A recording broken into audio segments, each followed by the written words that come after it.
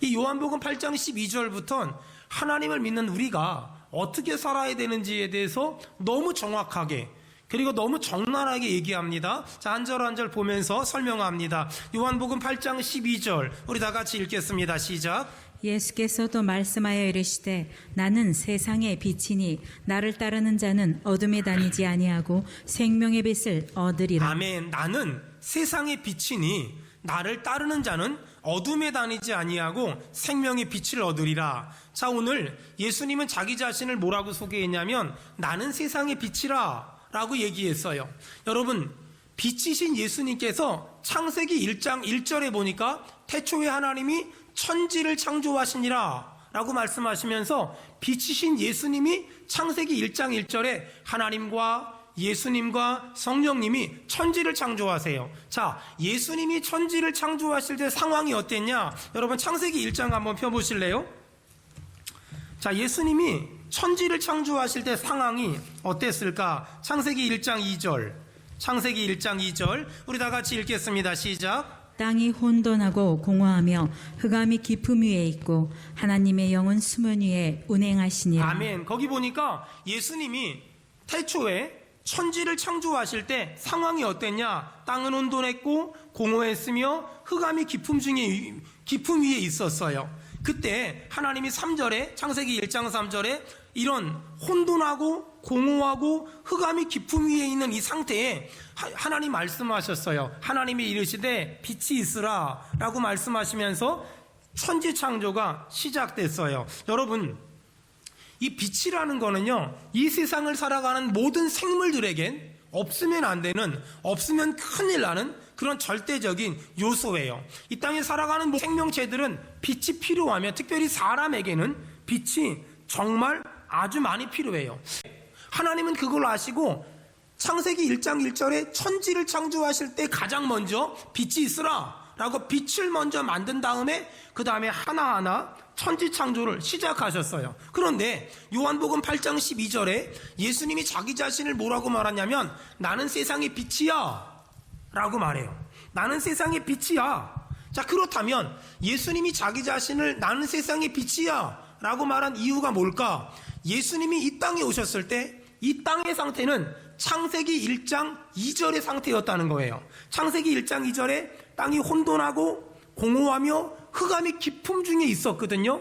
그런 상황이 예수님이 이 땅에 오셨을 때 이 세상의 상태였다는 거예요. 그래서 예수님은 빛으로 이 땅에 오셔서 어둠을 물리치길 원하셨고 혼란함을 정리하길 원하셨고 또 공허함을 없애길 원하셨어요. 여러분, 사람들하고 얘기하다 보면 어떤 사람들 그래요. 목사님, 생각이 너무 복잡해요. 목사님, 너무 외로워요. 목사님, 너무 공허해요. 목사님, 너무 정신이 없어요. 여러분, 그런 사람들이 예수님을 믿잖아요. 빛 대신 예수님이 그 사람의 심령에 들어가면은요, 그 사람 안에 있는 어둠이, 혼란함이, 공허함이, 외로움이 떠나갈 줄 믿습니다. 아멘. 여러분, 예수님은 어두운 세상에 빛을 비추기 위해서 오셨어요.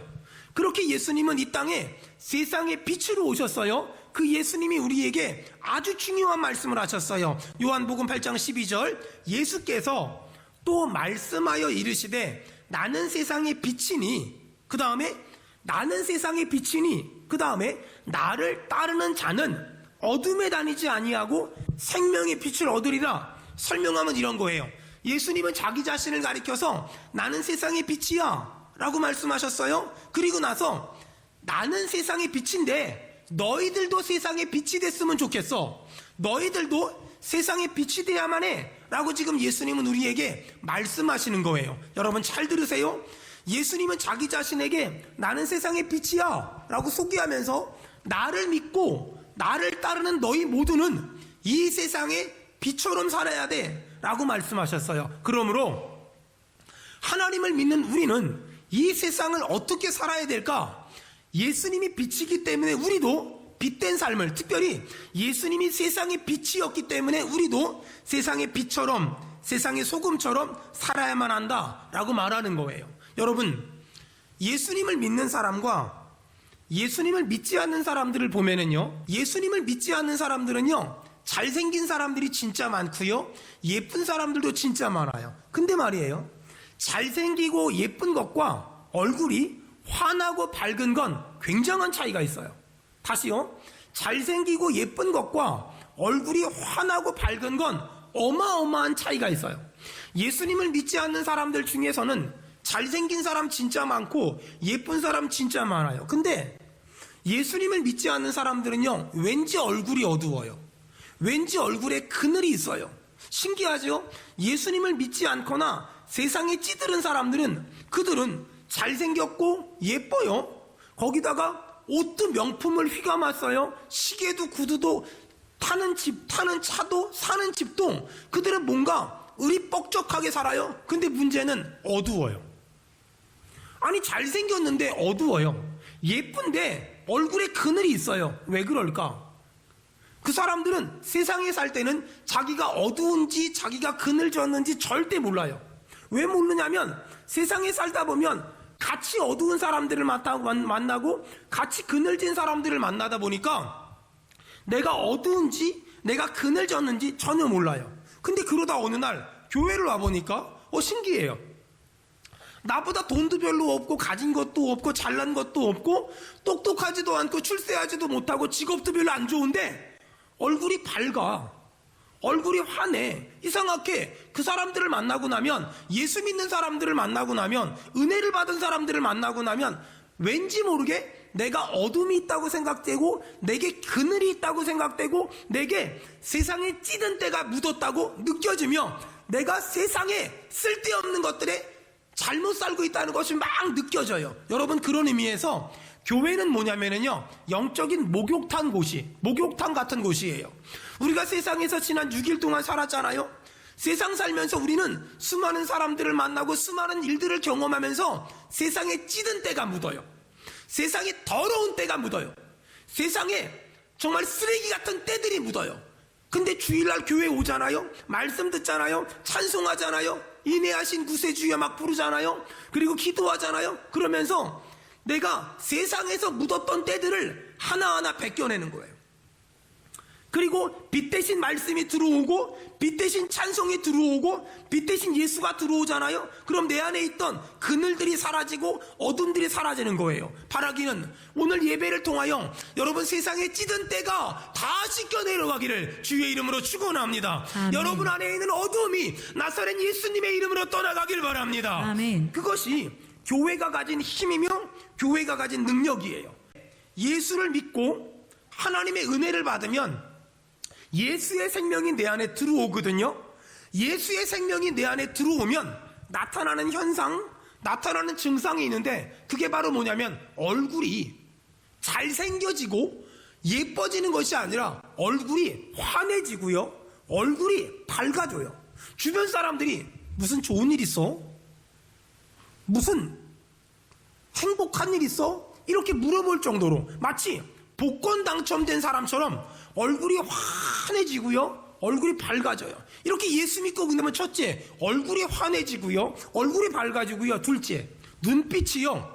굉장히 온유해지고요. 눈빛이요. 굉장히 부드러워져요. 여러분 옆 사람 한번 이렇게 쳐다봐요. 얼굴이 밝은지 눈빛이 부드러운지 시작. 봐봐요.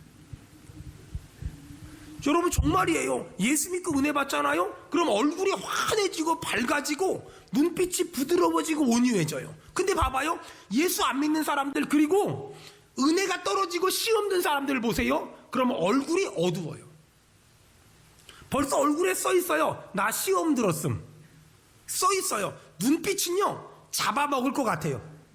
잘못 걸리면 아작날 것 같아요. 그런 사람들이 얼마나 많은지 몰라요. 요한계시록을 보면 하나님이 사대교회에 뭐라고 말했냐면 살았다 하는 이름은 가졌으나 죽은 자로다. 정말이에요.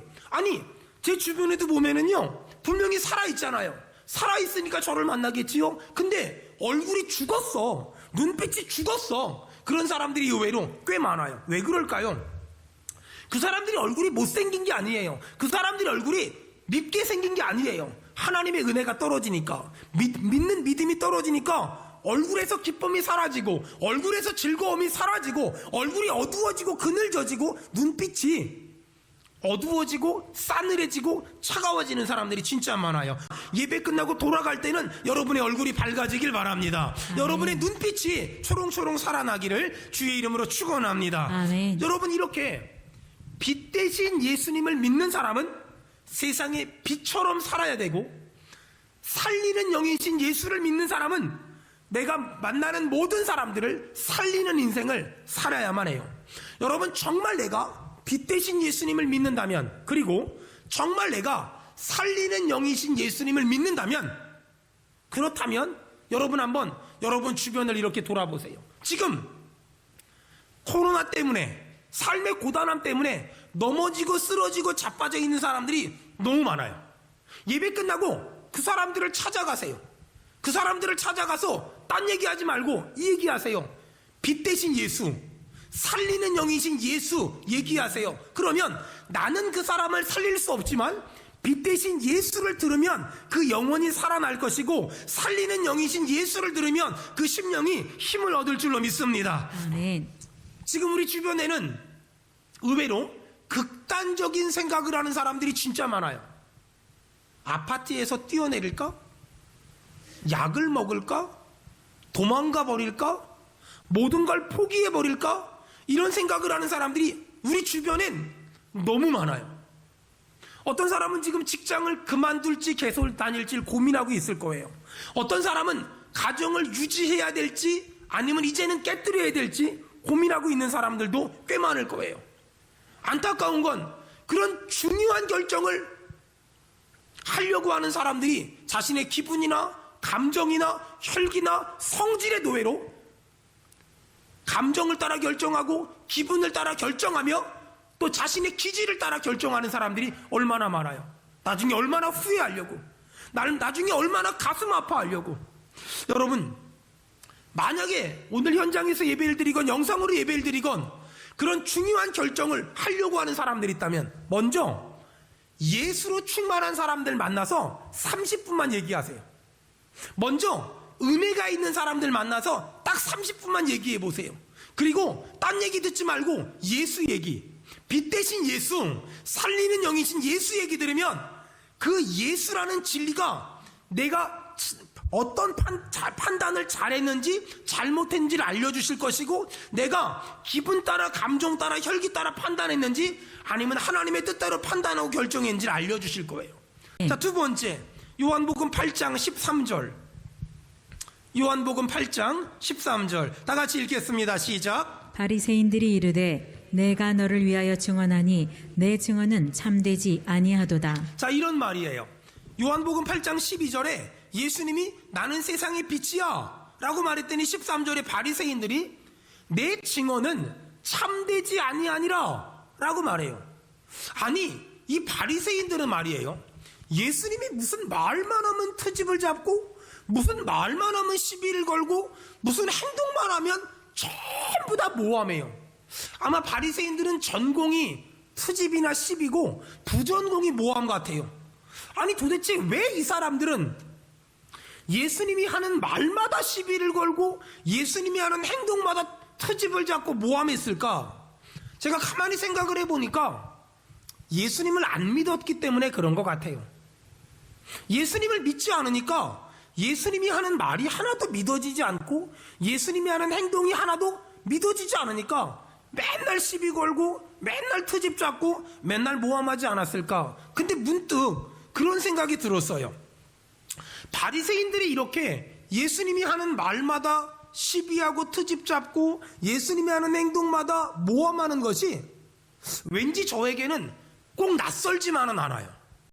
바리새인들의 이런 모습을 보며 저는 다른 얘기할 것도 없이 제가 하나님을 만나기 전에, 제가 예수님을 영접하기 전에 제 모습이 진짜 그랬더라고요.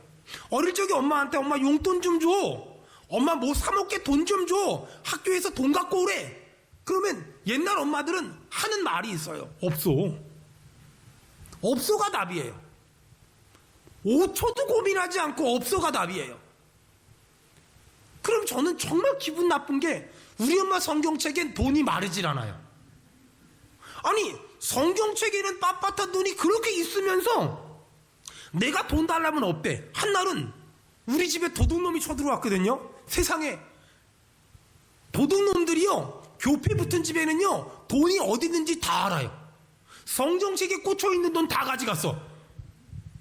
아니, 성경책 아래 맨날 돈 꽂아놓으면서 아들이 돈 달라면 없대.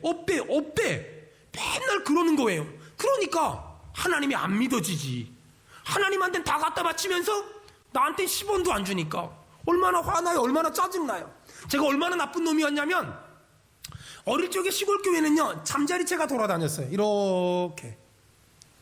그러면 이렇게 헌금하는 척하고 이렇게 딱 주먹을 냈다가 딱 집어가지고 딱 집어. 정말 창피한 얘기인데, 어릴 적에 헌금함이 깊숙이 있잖아요. 그럼 개나리 이렇게 꺾어다가 끄트머리에다 껌을 딱 붙여가지고 딱 집어넣어서 쫙 빼면 딸려와요. 정말 제가 나쁜 놈이었어요. 제가 악랄한 놈이었어요.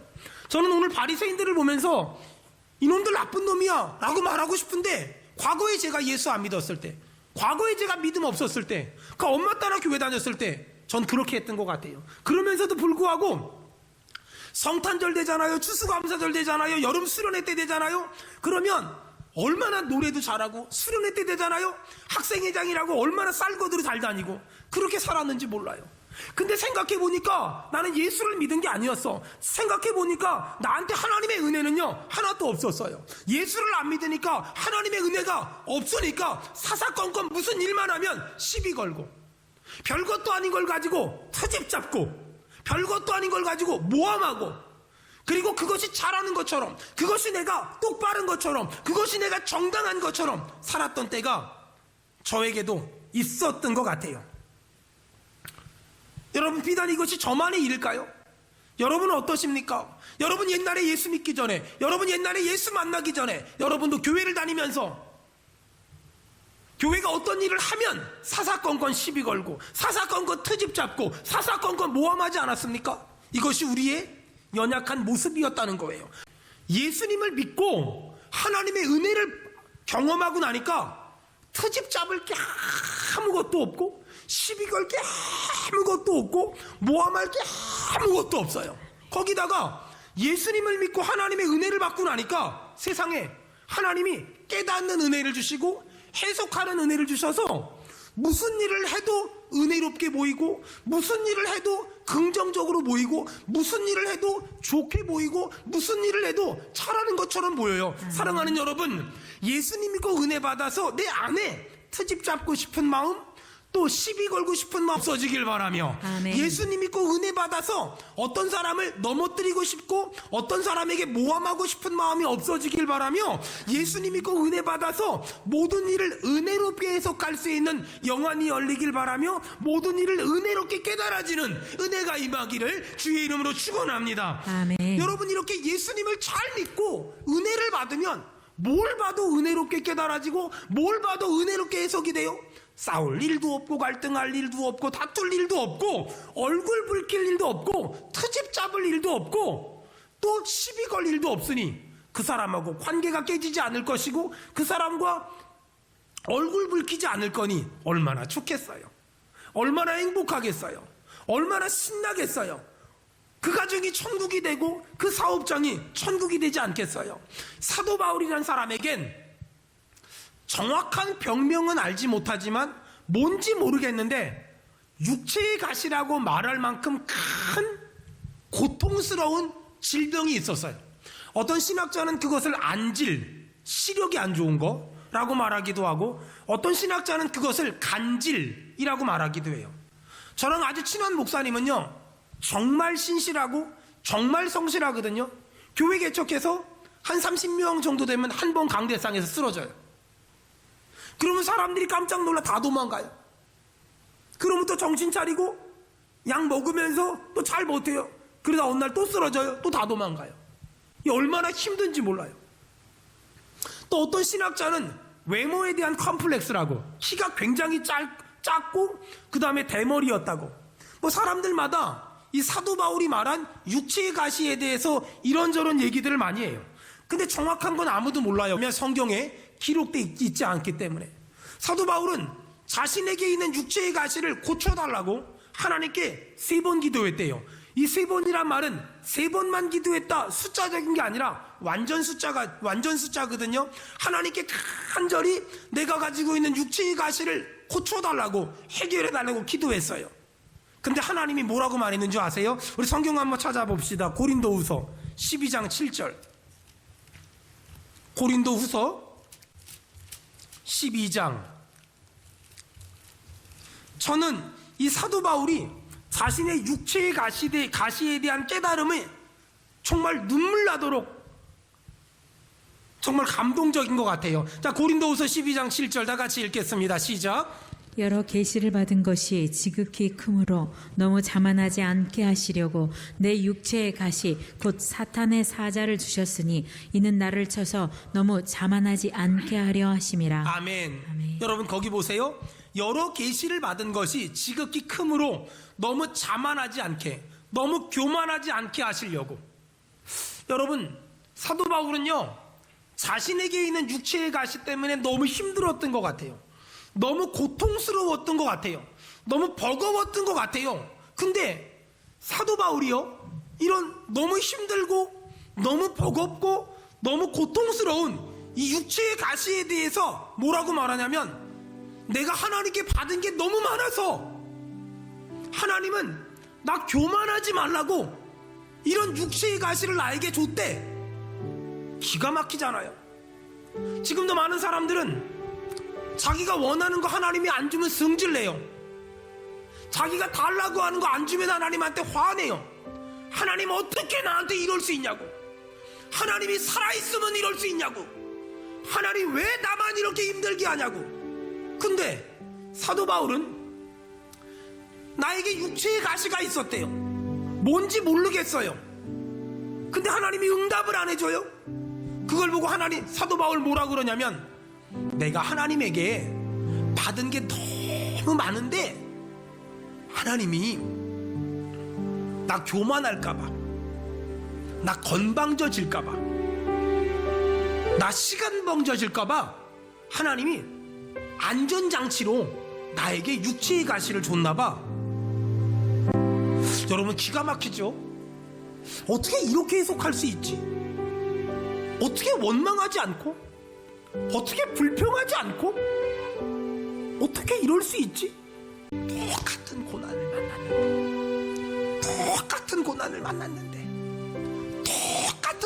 만났는데 왜 어떤 사람은 하나님에게서 멀어지고, 어떤 사람은 똑같은 고난을 만났는데 하나님 더 붙잡고 더 예배를 사모하며 더 기도를 사모하며 아직까지도 끊어버리지 못한 죄들을 결단하며 아직까지도 해결하지 못한 세상의 찌든 때들을 끊어버리길 결단하며 이제는 거룩하게 살기를 결단할까요? 왜? 똑같은 고난을 만났는데 어떤 사람은 더 주님 붙잡고 어떤 사람은 더 주님에게서 멀어질까요? 고난의 크기의 문제일까요? 아니에요.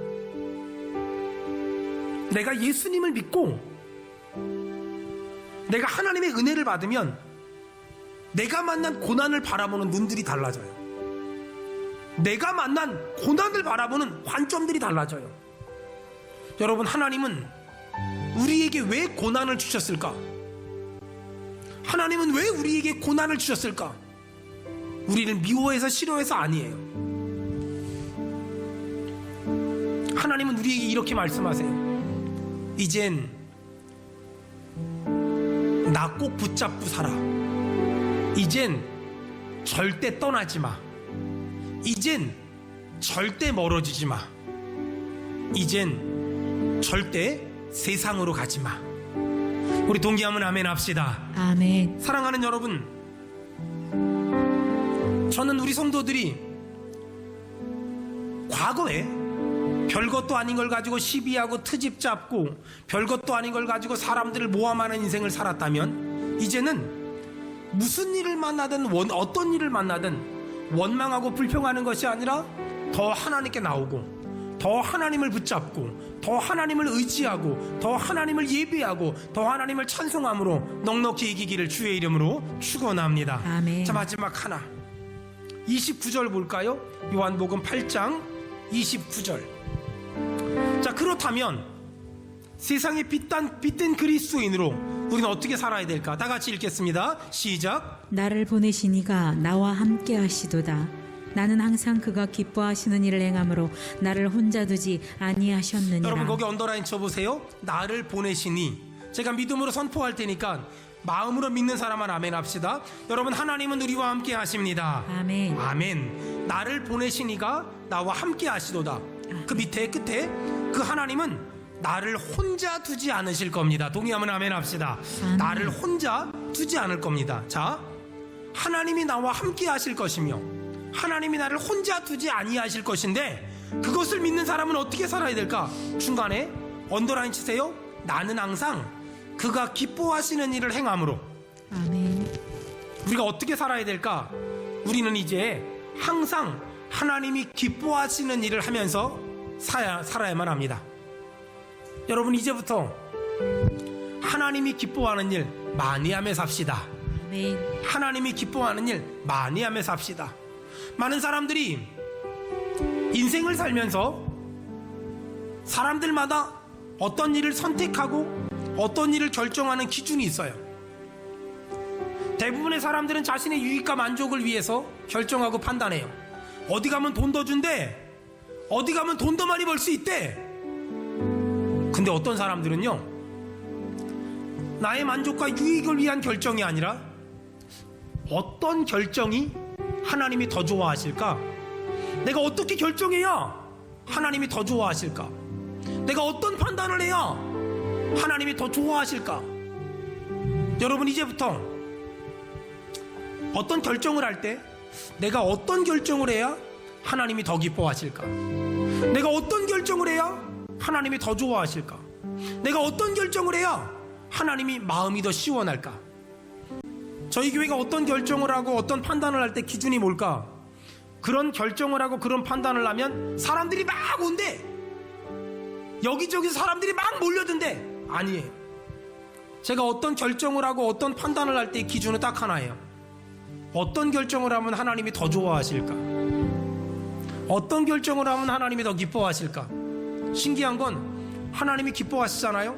하나님은 하나님이 기뻐하는 결정을 하면 그런 결정을 하는 사람에게 필요한 영권과 인권과 물권을 주실 줄로 믿습니다. 아멘. 여러분, 저는 목사예요. 제가 사람들한테 물어봐요. 집사님은 꿈이 뭐예요? 너는 꿈이 뭐니? 너는 뭐가 되고 싶니? 뭐 목사요? 아니면 뭐 선생님이요? 의사요? 뭐 박사요? 사장님이요? 오케이, 좋아. 여러분, 이 땅에는 저 같은 목사가 진짜 많아요. 근데 있잖아요, 목사가 되는 건 굉장히 어려워요. 한 10년 공부해야 돼요. 전 한 13년 정도 공부했거든요. 목사가 되는 거 어려워요. 근데 목사가 되고 나니까는요, 목사가 되는 것보다 더 어려운 게 뭔지 아세요? 하나님이 기뻐하는 목사가 되는 게 어려워요. 목사가 되는 건 어려운 줄 알았는데 해보니까 공부만 열심히 하면 돼요. 근데 하나님이 기뻐하는 목사는요, 죽을 때까지 해야 돼요. 여러분, 어저께 우리 김나단 강사가 결혼을 했어요.